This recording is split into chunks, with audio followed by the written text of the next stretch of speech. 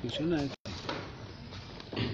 Buenas tardes a los concurrentes. Estamos en la segunda sesión de tertulias nocturnas y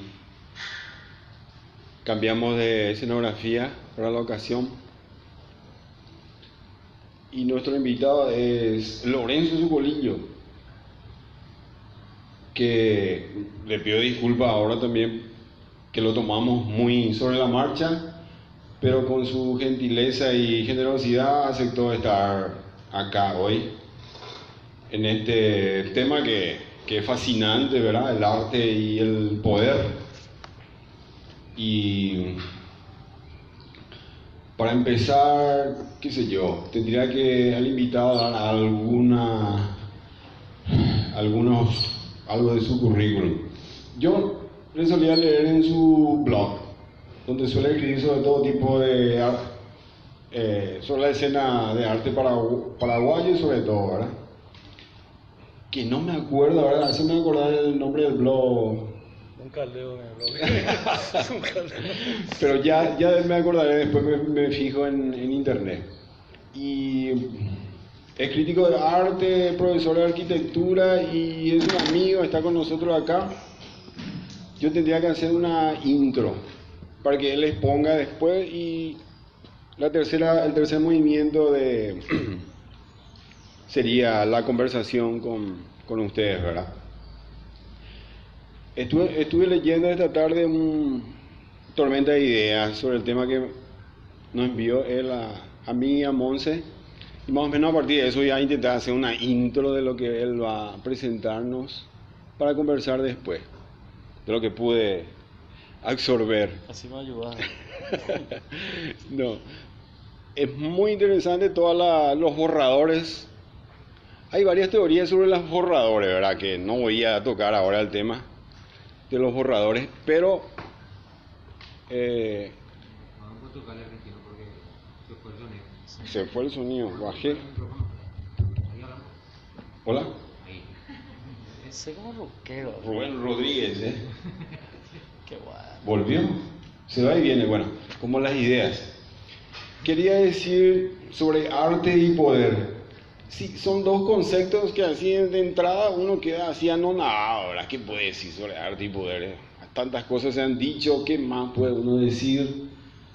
Uno podría agotar las 2 horas que nos dan acá tratando de definir cada uno de estos conceptos, teniendo cierto ingenio, tratar de reducirlo todo a ese dualismo, a un monismo, y después nos vamos tranquilos a tomar cerveza en un bar en la esquina y seguir el verdadero debate, ¿verdad?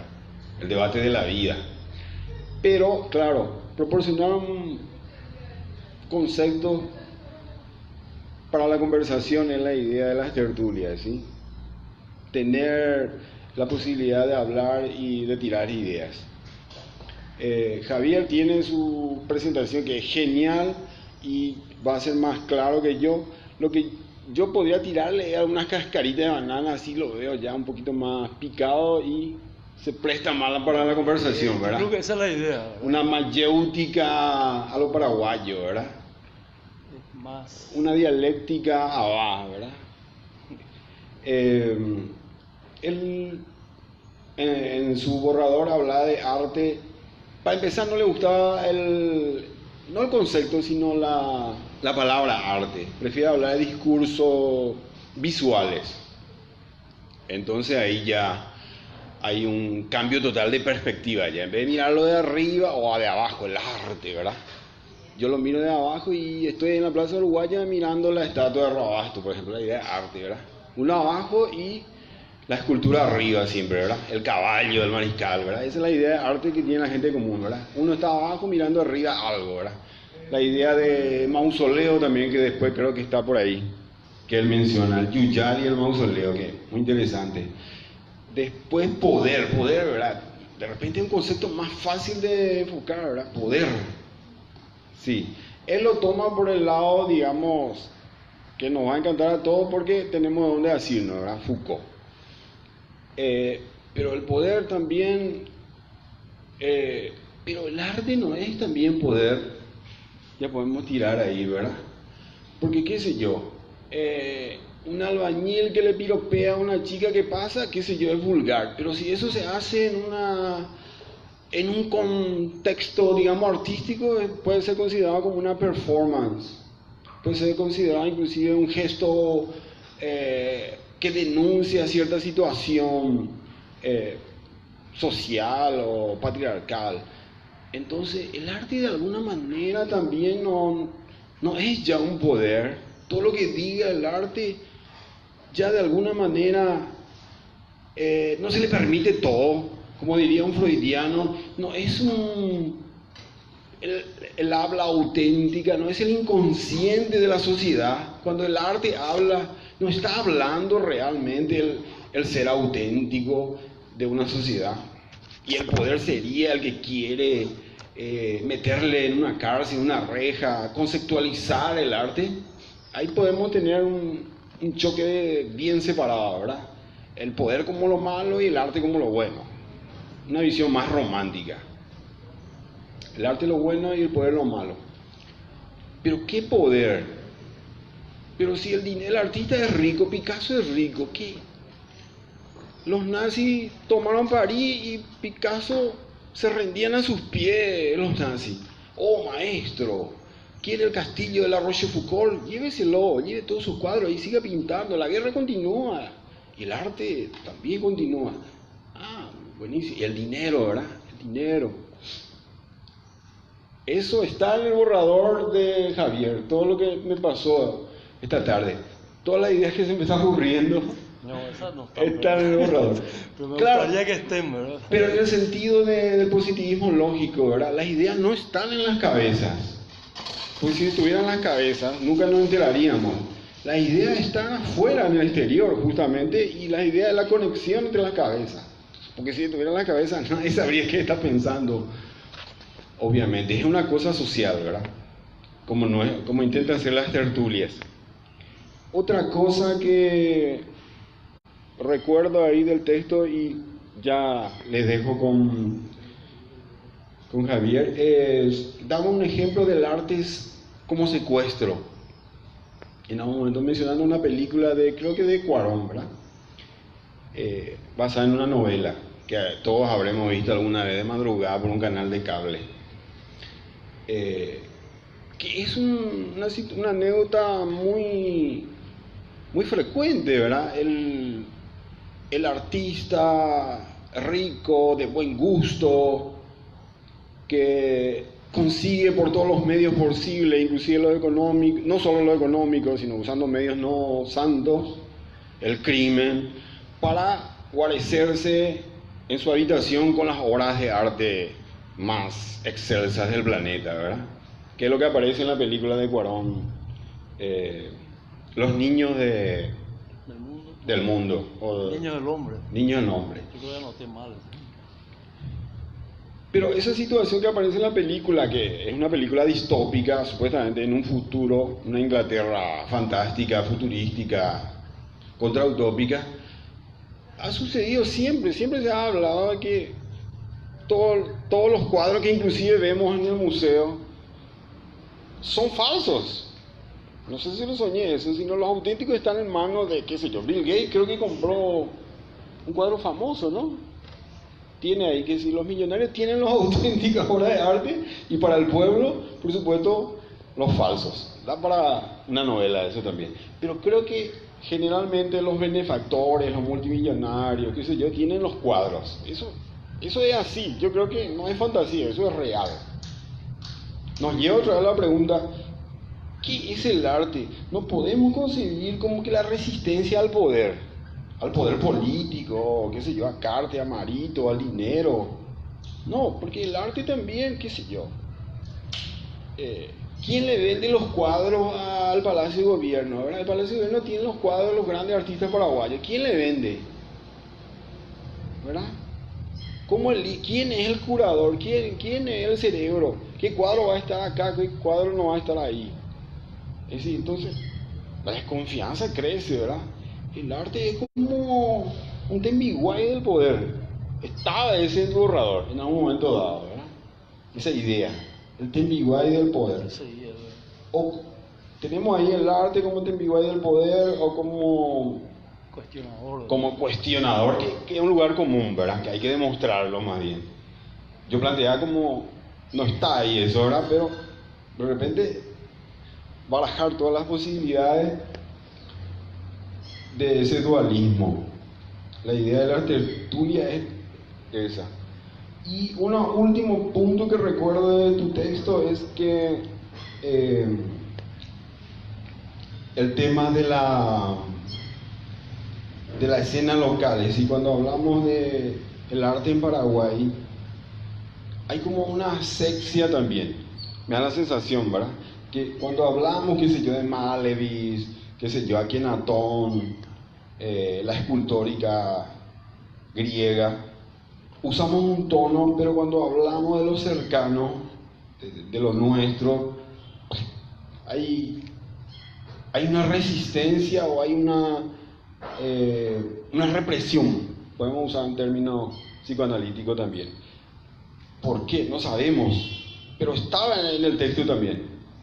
Y creo que te mencioné vagamente. Hay como, cuando hablamos de lo nuestro, no tratamos igual a las grandes obras de arte, sí. Aunque a él no le gusta el término, en ningún momento creo que al final usa arte, usa dispositivos o proposiciones visuales, que es más abarcante, da más pie a extender el campo de la creatividad. Y creo que paro por ahí, porque eran 3.000 palabras leídas en 10 minutos, entonces quedó algo. Y le dejo con ustedes al invitado esta noche, Lorenzo Zucolillo, para que exponga y después conversamos. Gracias. Gracias, Cristina. No solamente quedó algo, se acrecentó. Ahora tengo un montón de ideas que le voy a robar acá. No me imaginé que eso estaba. Bueno, básicamente hago una primera. Lo que quiero hacer es lo siguiente. No sé si voy a poder, pero la idea sería esta, o sea, tocar estos 4 puntos, ¿verdad? Que en realidad hay un cierto desorden, tendría que ser 4 o 2, y centrarme en determinadas cuestiones, porque el tema es definitivamente muy alto. Creo que para definir arte solamente tendríamos que dedicar unas 25 tertulias y nos quedaríamos cortos todavía. Entonces quiero tuitear en la medida que eso es posible y tratando en la medida de lo posible también de no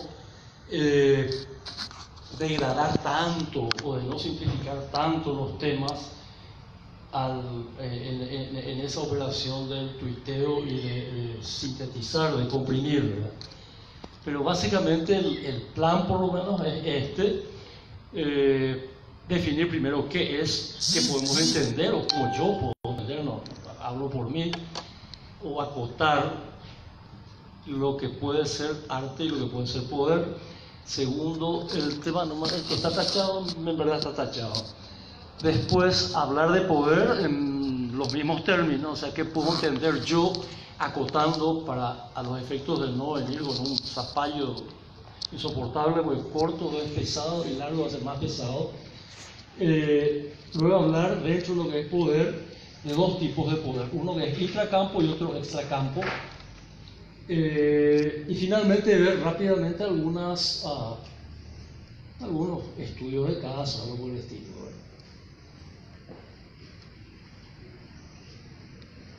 Entonces, yendo al tema 3 que está ahí, lo que hice es, bueno, en realidad todo, yo partí de las preguntas que están en la gacetilla que habrán recibido, que yo identifiqué 3 que eran las más importantes para mí. 1, hablamos de una relación arte-poder de tipo crítica, es decir, el arte se extraña y critica el poder, o una relación en la cual el arte forma parte del poder, como mejor lo explicó Cristina.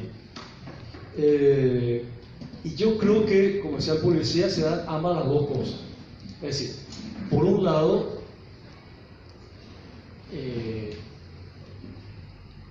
determinadas obras, o creo que las obras o la obra artística en general, para empezar, la estamos viendo porque existió alguien o algo o algún poder, algún esquema de poder que nos dice que eso es arte.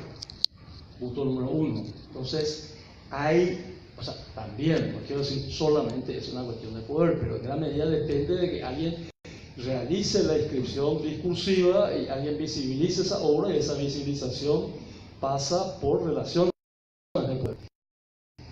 Por una parte. Por otra, creo que hay una convivencia que es inseparable entre lo que es arte y poder, en el sentido que podemos ver que puse 3 ejemplos de los bien traídos los pelos, casi patoteros a propósito, ¿verdad? En un caso es un relieve egipcio, es Nefertiti con su Akhenaton y Nefertiti, en donde sabemos que toda esa representación, esa experiencia, esas prácticas visuales respondían a consolidar un tipo de autoridad además absolutamente monolítica, literalmente y absolutamente estable, en el sentido de la pirámide, de la figura geométrica más estable que se puede pensar. Pero por otra parte, en un momento dado de esa producción visual que cambió muy poco en 3000 y pico de años, encontramos este tipo de cosas que son un cuestionamiento al carácter rígido, hierático, como dijiste vos, algo que está por arriba, ¿sí? Y vemos una escena totalmente cotidiana, absolutamente impensable dentro de la tradición representativa egipcia. ¿Sí? Por un lado, esto está representando al poder político, en este caso, y por otro lado está poniendo, creo, mi lectura, ¿verdad? Que no se la voy a vender a nadie ni pretendo hacerlo. Por otra parte, está representando un cuestionamiento al ubicar una escena mucho más cotidiana, mucho más familiar, digamos. Entonces, las situaciones, reitero, pueden ser dobles, y creo que siempre son dobles. En el segundo caso es el Éxtasis de Santa Teresa, una obra, hoy le llamaríamos publicitaria, contrarreforma. Había que persuadir al creyente que no vaya con esos demonios heréticos que eran los protestantes. Y si el protestantismo limitó seriamente el uso de imágenes, sobre todo de temas religiosos, y se dejó más digamos, el catolicismo dobló la apuesta.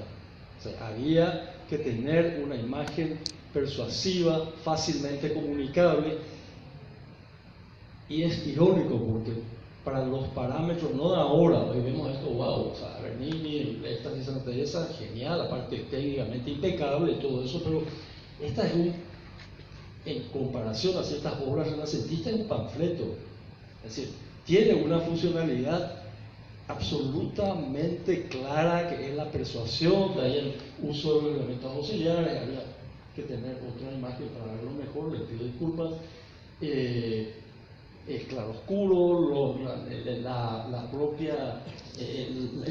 la propia composición muy casi extravagante, movida, etcétera, etcétera, como para persuadir a ese creyente de la verdad única y exclusiva del dogma.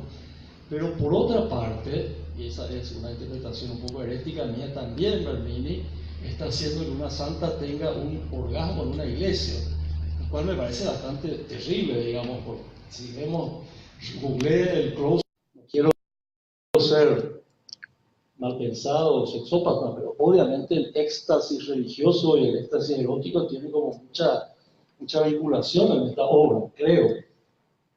Y la última es Cuadrado Negro sobre Fondo Blanco de Malevich, el 18 creo que es. Y por un lado hay obviamente un apoyar, un adscribir a un poder en tanto a un proyecto cultural vanguardista. Entonces también podríamos hablar de un fin proselitista de esa imagen, por una parte, y ahí hablaríamos de un componente adscriptivo de la relación arte-poder, pero por otra parte, el tipo está hablando del fin de la representación, por lo tanto de su proyecto artístico y el proyecto político que iba a estar pocos años después en el poder en la Unión Soviética, por lo menos hasta que apareció Stalin. Entonces, ¿a dónde voy?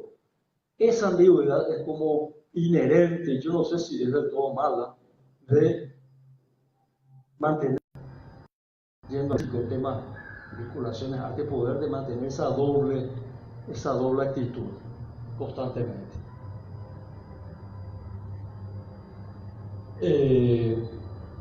Entonces,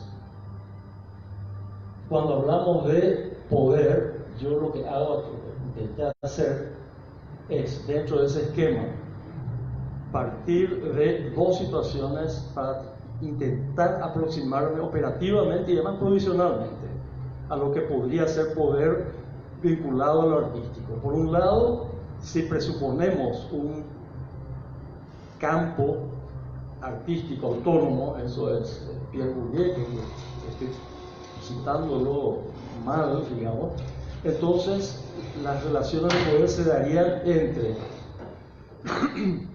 las posiciones, las distintas posiciones, sean de doxa o heterodoxa o centrales, subsidiarias, etcétera, que se dan al interior del campo artístico.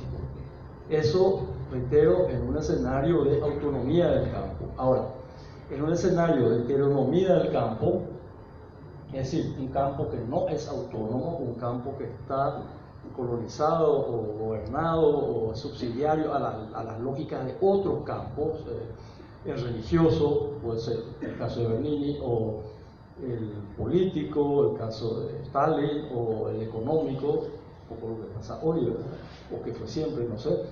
En ese caso, lo que hablaríamos es, o sea, acotaría arte intracampo en el sentido de qué relaciones mantiene la imagen, el discurso visual con esos otros campos, que es otro punto sobre el cual quisiera regresar.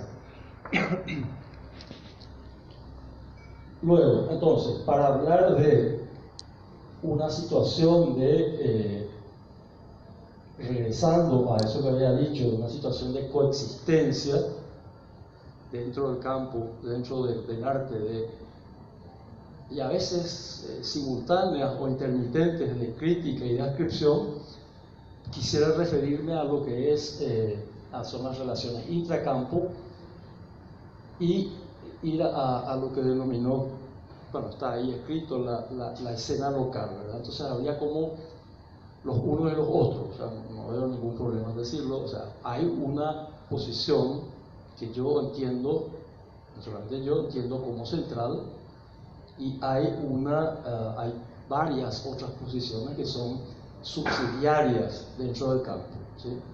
Entonces hay una disputa simbólica, etcétera, etcétera. Para hacer una simplificación, alguien me dijo alguna vez injusta, pero no sé hasta qué punto puede ser injusta, porque mi punto acá es intentar demostrar cómo, o exponer, pues si no lo demuestro, argumentar cuanto menos esa relación ambigua o dual, crítica y adscripción, o sea, legitimación dentro del campo artístico, dentro de la relación campo-poder, y más específicamente dentro del sector, digamos, central del campo artístico plástico, ¿sí?, paraguayo. Creo que es un buen ejemplo partir de esta imagen, que es bueno, algo que nos es muy familiar, o familiar creo. Está ubicada al costado del Palacio de Gobierno y es un monumento a los desaparecidos. Eso debió haber sido una plaza de los desaparecidos, que al final nunca se construyó. El monumento es ese, que tiene su historia muy particular. Formaba parte de este monumento que está hasta hoy en la pared, el lugar donde fue retirada la imagen que después fue reprocesada, una especie de ready made, no tan ready, más made que ready. Entonces aquí podemos ver indiscutiblemente una actitud de cuestionamiento al poder, concretamente a una persona en primer lugar, luego a un régimen, a toda una historia, al autoritarismo, a la tortura, a los excesos de esa muy prolongada dictadura, etcétera, etcétera. O sea, sin duda estamos ante una obra que tiene componentes críticos bastante, creo yo, sencillos de detectar. Claro, incluso a nivel más específico, sintáctico, estilístico, por decirlo así, se opone a toda esa retórica usual a los monumentos públicos, esa glorificación o esa concepción congelada de la identidad que se da a través de arquetipos, o a la derecha, digamos, a esa folclorización, en cierta forma, de la cultura, ¿sí? Y por supuesto, también habría que volver acá, es poco elegante tener desde el poder un monumento en vida, me parece de muy buen gusto, ¿verdad? Pero sin embargo formaba parte de todos estos rituales que tenían mucho que ver con la obsecuencia y entonces todo. Bueno, de hecho esto, ahí está el retiro, ¿verdad? Congregó fue un acto, performance le diría Cristino, como movilizadora. Pero ahí hay un pequeño detalle. Entonces, lo que yo quiero hacer no es la disyunción, sino la conjunción. Es decir, así como esta obra posee indiscutiblemente todos esos componentes críticos, también mantiene, si hablamos de relación arte-poder, una condición poco crítica, o una condición adscriptiva al poder, o casi hasta legitimadora del poder. ¿Por qué? La pregunta que me había. Bien, la foto de arriba es lo que pasó después. La foto de abajo también, toda la cuestión catártica, popular, como cuando más o menos por esa época sacaban las estatuas de Lenin o lo que sea en Europa del Este, los periodos temporales más o menos coinciden, pero el origen de esto es eso, era una cuadrilla de empleados municipales que intentó sacar, no pudo, luego tira y afloja, y al final empezó a congregarse gente, y al final sucedió lo que, bueno, están viendo a la derecha, pero también, y quiero dejar bien claro eso, también podemos ver esto como un acto cometido desde el poder, planificado por el poder y ejecutado por el poder. También tiene ese componente. Y bueno, eso no deja de tener cierta crueldad simbólica, por supuesto, ¿verdad? Porque finalmente nadie lo mató a Stroessner. Pero hay algo ahí que también hace ruido y que de alguna forma me mueve a mí a hacer la siguiente pregunta: ¿hasta qué punto estos imaginarios que son instituyentes, es decir, que buscan cuestionar el orden existente, no terminarían también al lado de la crítica que propone, que es real, ¿verdad? También no podrían terminar indiferenciándose, es decir, cuestiono el secuestro del secuestro, la tortura de la tortura, etcétera, etcétera. Pero es simbólicamente muy fuerte eso, incluso sintácticamente muy fuerte. Hay unos tensores que están oprimiendo y que generan cierto tipo de cortocircuitos paradójicos. O sea, finalmente, si la historia ya está, si el pueblo realmente lo expulsó, ¿para qué tenemos que asegurarnos que el vampiro no vuelva a la vida, verdad? Sí, son detalles sintácticos que a mí por lo menos me remiten a cuestiones semánticas un poco más jodidas, disculpen el término, o hasta prácticas tipo, qué sé yo, de lapidación. Entonces, por una parte hay una efectiva simbolización con un componente cuestionador al poder, pero por otra parte, desde el poder también se está inscribiendo un discurso en la esfera pública, lo cual implica algún tipo de violencia simbólica que no coincidiría con una actitud crítica hacia el arte o con un imaginario instituyente. De ahí la reiteración de las estrategias simbólicas me parece, me hace un poquitito de ruido, para decirlo rápido y mal. Como sea, esta es una lectura que tiene bastante agujeros, ¿verdad? Pero lo cierto y lo concreto es que los verdaderos desaparecidos de la plaza de los desaparecidos son los desaparecidos, que hasta hoy no se completó el proyecto. Estos son prisioneros del Fulna, creo que la foto proviene de un diario argentino de Visiones o es el Territorio, Formosa, no sé muy bien, una fotografía de época. Probablemente la mayoría fue boleta, ¿verdad? O sea, se hizo eso, pero no clave simbólica, sino clave real. Entonces, llama la atención, porque para no cargar la tinta solamente en la indiferenciación de los imaginarios instituidos, instituyentes dentro del lugar central del campo cultural, también tenemos que, y ahí digo, reiterar la conjunción, o sea, el I es I, no es O, es I. ¿Sí? Del mismo autor, obras que yo las encuentro más o inscribibles dentro de una visión mucho más crítica de la realidad, o si se quiere, para remitirnos al tema, dentro de una vinculación poder-arte que puede ser vista como crítica, sin duda. Entonces, cuando acá hablaba de vinculaciones arte-poder, el lugar central puede llegar a reiterar esa dualidad que se da, yo creo que mundialmente, y cuando hablamos de arte y poder, ahí está la definición que pasó acá al amigo Cristino, no le gustó nada.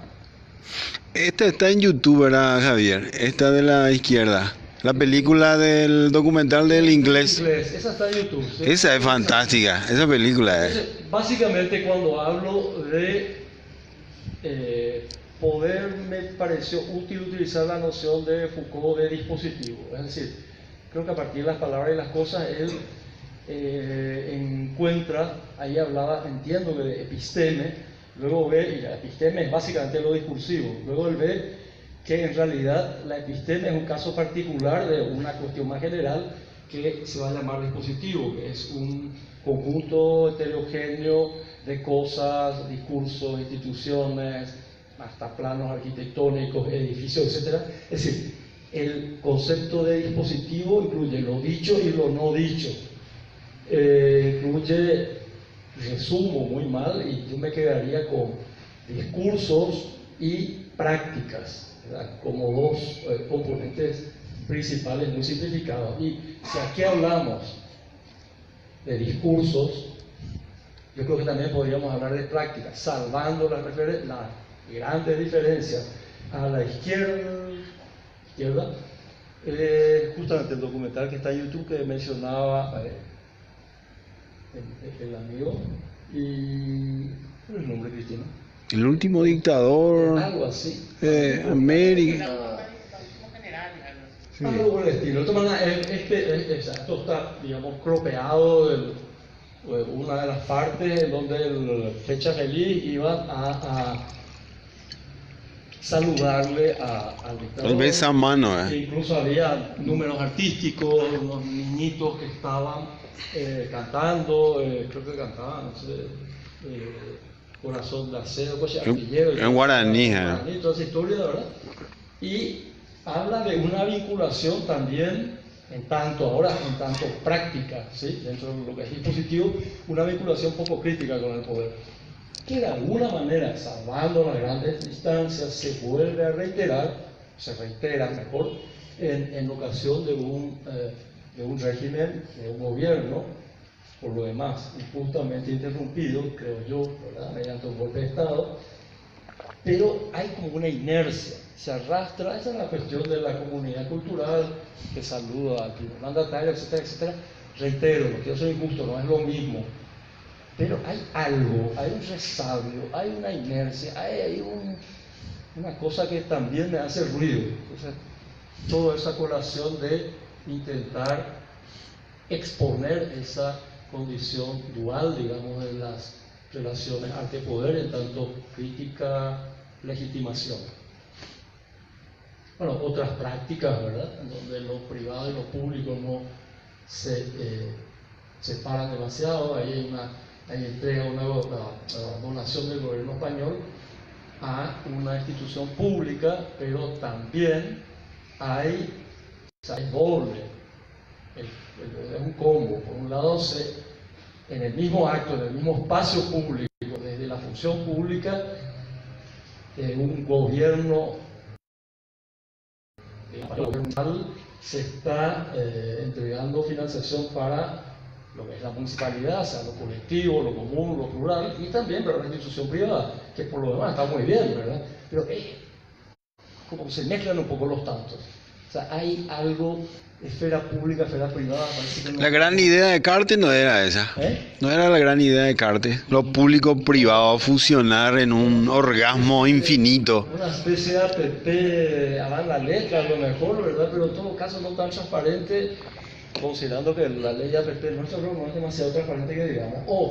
Otra cuestión que yo encontré bastante positiva, el famoso cuadro que estaba en Cuba, que se creyó que era de general Prince y Prat, ¿sí? Había sido que era de López, y ahí empieza un proceso muy interesante, se lo repatria, creo que hay también una recaudación medio, qué sé yo, pero no se lo expuso en el Museo Nacional de Bellas Artes, sino en un museo privado. O sea, ¿a dónde voy? Veo que también Secuestro. hay prácticas que de alguna forma, ¿sí?, hablando del lugar central, y hablando de lo más general, de lo cual hablé antes, hay ciertos dispositivos que claramente están construyendo hegemonía. Es decir, estaríamos hablando de una relación no tan simétrica, o por lo menos no tan crítica, entre arte y poder. Los lugares subsidiarios, ¿verdad? Ya que hablamos de los lugares centrales, bueno, hablaremos de los lugares subsidiarios. Soy bastante optimista. Yo creo que ahí es como los yuyos, no crece solo. Creo que hay un discurso crítico importante que se genera en estos lugares no centrales. Creo que también hay una diversidad discursiva, y que no sé hasta qué punto convendría, no optimista, soy un poco ingenuo, convendría mantener de alguna manera. Ese es un ecosistema que creo yo un ecosistema cultural que debería mantenerse.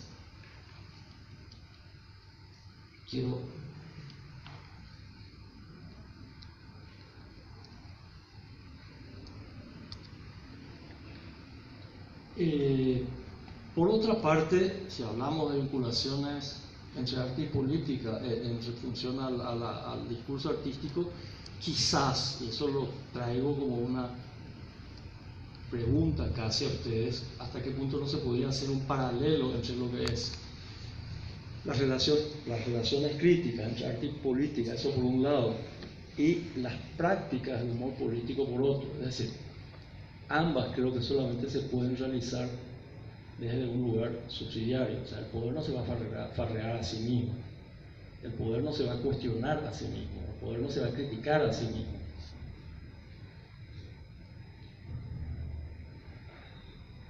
Por otra parte, hablando de mi optimismo, mi ingenuidad en los sectores subsidiarios, con esto no estoy diciendo o estoy postulando algún tipo de anacrónico proyecto neorromántico o neovanguardista o lo que sea, ¿verdad? Obviamente las posiciones secundarias, eso lo saben muchos actores culturales.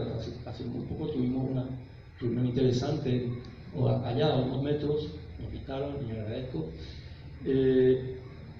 que hay un costo simbólico que ocasionalmente se puede pagar, pero yo creo que en relación a los beneficios, por lo menos si uno quiere sostener un discurso crítico, esos costos no son tampoco tan importantes. Entonces, sobre todo si la disyuntiva es Yuyal divertido, Yuyal es una metáfora, ¿verdad?, o mausoleo parnasiano, no sé con cuál uno se quedaría, dependería de dónde uno quiera pararse también. Y finalmente, dada la conformación del campo y sin descontar, sin dejar de lado esos costos simbólicos que mencioné, o sin omitir ciertas construcciones hegemónicas o cierta vocación hegemónica que existe sin duda, un poco las represalias simbólicas también podrían ser como el vudú, como el muñequito del vudú. O sea, para que el muñequito del vudú te haga algo tenés que creer. Si no crees, agarrás y bueno, coleccionás muñequitos de vudú en el chichero de tu casa, en el living, como en esa casa de la década del 70. O sea, en síntesis, creo que hay más para ganar que para perder dentro de estos sectores subsidiarios. Por otra parte, esto se le vincula a estos sectores subsidiarios, pero también en general, y aquí tomo una idea de Soulages, cuando dice el arte crítico, él está hablando de la fotografía, en realidad no está atacando al poder, está atacando a la representación del poder. Y ese me parece que es un punto interesante para no incurrir en cuestiones de tipo panfletarias, etcétera, etcétera. Y puse como caso esta obra que es de Erika Mesa y Javier López. Ella es paraguaya, de General Requín, o de General Aquino, creo, de tradición campesina. Él es cubano, y tienen una serie de, esta es una video performance, aparte tienen otro tipo de obras, ¿verdad? Pero siempre hay como una ambigüedad, o mejor, hay un humor ambiguo, interesante, expresivo, rico, creo, en mi interpretación dentro de su obra. Esta se llama Cultura Apatucada y es la típica galopera que va siendo envuelta en cadenas frente al Museo de Bellas Artes. O sea, hay una contrastación, por un lado, un nivel de cultura popular versus cultura, entre comillas, erudita, popular también, entre comillas, pero también hay un apatuque. O sea, ¿qué es lo que se está patucando? Se está patucando una representación convencionalizada o convencional de la cultura popular, que es ese folclorismo del cual dije alguna que otra palabra antes. O sea, hay un doble juego de interesante que sin duda remite a una actitud doblemente crítica desde el discurso artístico, de la video performance, en este caso con relación al poder, ¿no? Hay otras obras, también en el caso de son afiches que impostan la retórica visual publicitaria. Hay otros, quizás no tanto, hay otros de Casa Rosada o UNESCO o UNFA, qué sé yo, es la misma estética de un afiche o publicitario o de una institución internacional políticamente correcta, pero está contaminado, está infiltrado, dirían los situacionistas. Acá la cosa es un poco más directa, pero no deja de ser interesante. Es la propia familia, Erika en el centro, disfrazada de Virgencita Cacupé, a la izquierda Javier y a la derecha Rachid, su hijo, que ahora ya está grande, ellos están viviendo en Miami. Y con el tema de esa escena, no sé por qué me acordé de la escena de Matrix cuando dice, ¿para qué usted quiere quejarse si no tiene boca? Y le borran a Neo la boca y le dejan sin poder hablar, sin discurso. yo creo que también este grupo subversivo, de alguna forma, subversivo,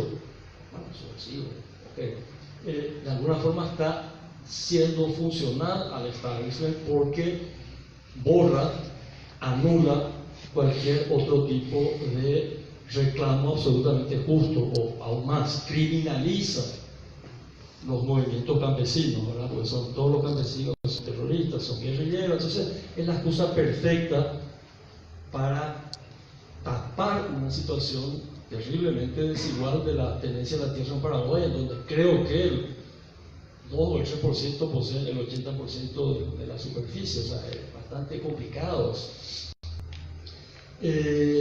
En cuanto a siempre hablando de, entre comillas, de Yuyal, yo lo veo perfectamente saludable, ingenuamente, a lo mejor, reitero, disculpen, creo que hay como también un cuestionamiento doble a una condición urbana y a una condición, o sea, a unos estereotipos de género, en el caso de esta obra de Bettina Brizuela que se expuso acá,